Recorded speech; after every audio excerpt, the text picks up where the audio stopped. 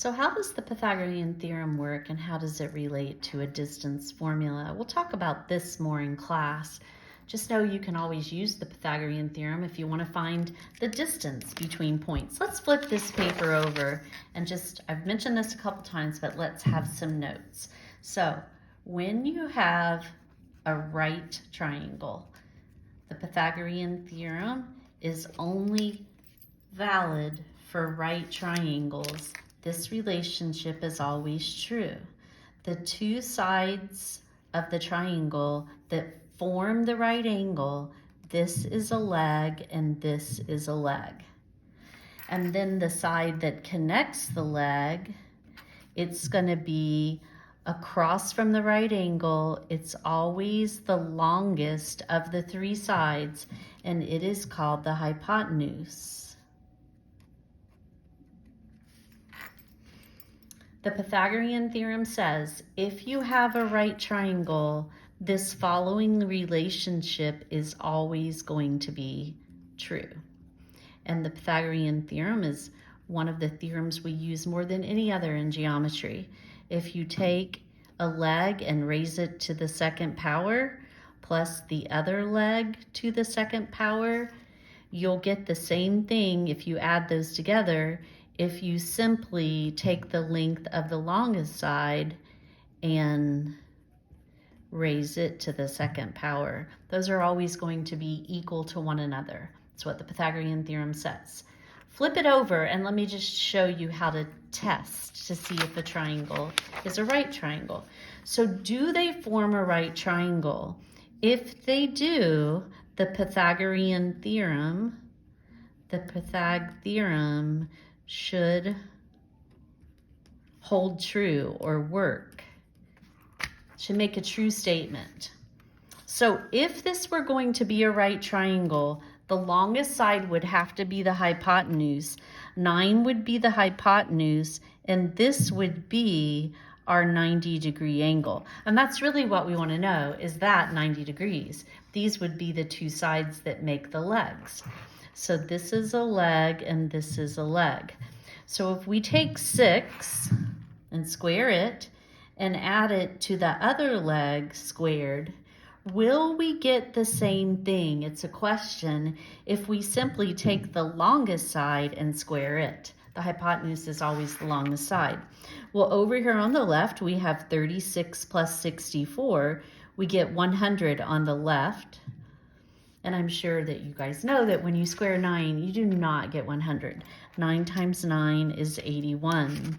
So these are not equal to each other, and that tells me that is not a right angle. No, that can't be a right triangle because this did not hold up. The left side did not equal the right side.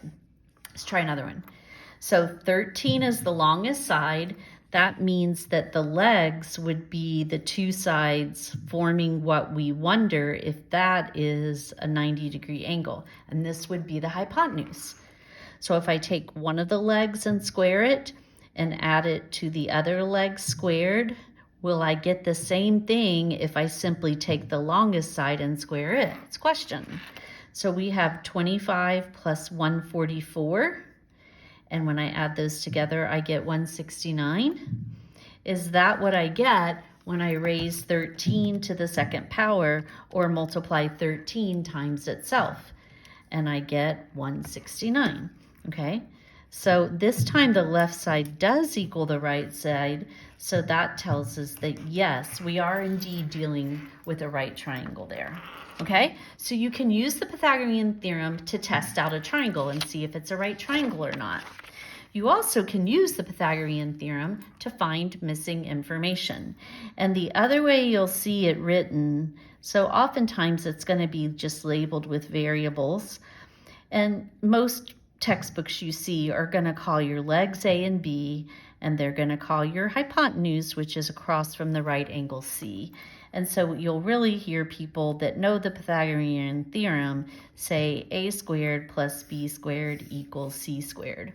Remember, these are always legs, and then the hypotenuse goes on one side by itself.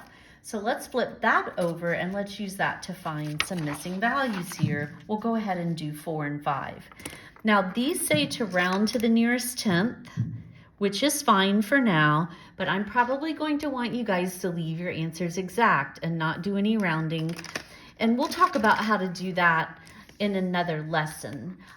We'll leave our answers in what we call simplified radical form. You did that in algebra last year.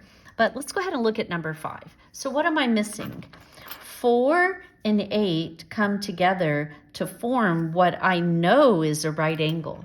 So since this is a right triangle, I know the Pythagorean theorem will hold up. And what I'm missing is the side across from that. I'm missing the hypotenuse. I'll call that x. So we're going to take these two legs, 4 and square it, 8 and square it, and add those together. And I know I would get the same thing if I simply squared the hypotenuse. 4 squared is 16. 8 squared is 64. So this time, unlike up here where I had numbers and I was testing it out, here I'm solving for something. When I add those together, I get 80. And now that's as much as I can do, but I still don't have x alone. X is being raised to the second power. A lot of times on a scientific calculator, you will find that what we call inverse operations are usually very close to one another on your calculator. For instance, on my calculator, if I want to raise something to the second power, I hit that button. Notice right above it is a square root symbol. If I want to undo what this button does, I need to take the square root instead. So taking the square root is an inverse operation, and I need to get rid of that exponent of 2. So let me zoom back out just a little bit. So I would take the square root. The square root of x squared is just x. But if I do it to one side, I have to do it to the other side. All right, so I end up with x is approximately equal to, because I know 80 is not a perfect square, when I take the square root of 80, I get a decimal. And this is an irrational number. It never repeats and it never terminates. We're just going to round it to the 9th place. So, sorry, the 9th place. 9 was in the 10th place. We're going to round to the 10th place. And we end up with about 8.9 for x. All right. So let's go ahead and do number 6, but I want to change this one. Let's cross this out, and let's say we don't have that value. That's what we're missing, but I know the hypotenuse, and I'm just changing this on the fly, but I know this has to be longer than that if it's the hypotenuse. Let's just go ahead and make it 15. So this time, what am I missing? I'm missing one of these two legs. So my unknown leg squared plus the other leg, the two sides that form the right angle are the legs, and that's equal to the hypotenuse squared. So I simply changed this problem so we would have one where we were missing a leg. Go ahead and square things. So x squared plus 10 times 10 is 100. 15 times 15 is 225. I have to get x by itself, so I will need to subtract from both sides. So x squared is equal to 125. And now I need to get rid of the exponent, so I will take the square roots of both sides. Both of these radicals that we have could be simplified, and I will show you how to write them. I will remind you how to write them as exact answers tomorrow. You should already know that. But when I take the square root of 125, rounding to the 10th place, that 1 is going to round up to a 2 because of the 8.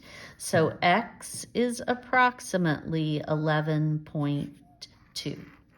Now, I just randomly changed that number.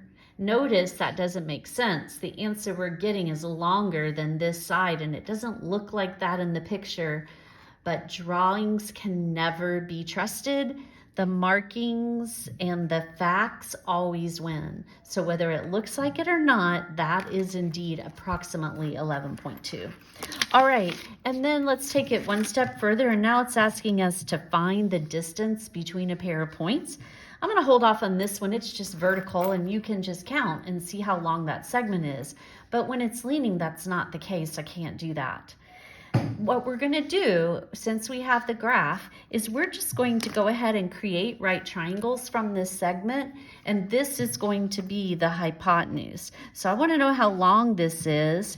If I drop straight down and over, I can make a right triangle. This side is 2, 4, 6 units long. This side is 2, 4, 5 units long, but I know that that vertical and horizontal line is going to make a right angle. So how long is this segment? I'll use the Pythagorean theorem for that. I know the length of the two legs, I just don't know the hypotenuse. So I know that 5 squared plus 6 squared, leg squared plus leg squared, would equal the hypotenuse squared. 25 plus 36 equals x squared, and I end up with 61 equals x squared. We'll go ahead and take the square roots, and 61 is not a perfect square either. So I will get a decimal here, and the square root of 61 rounds to about 7.8. So the distance between those 2 points on the number line is roughly 7.8 units long. All right, I would like you to finish the rest of this paper and come back to class with that.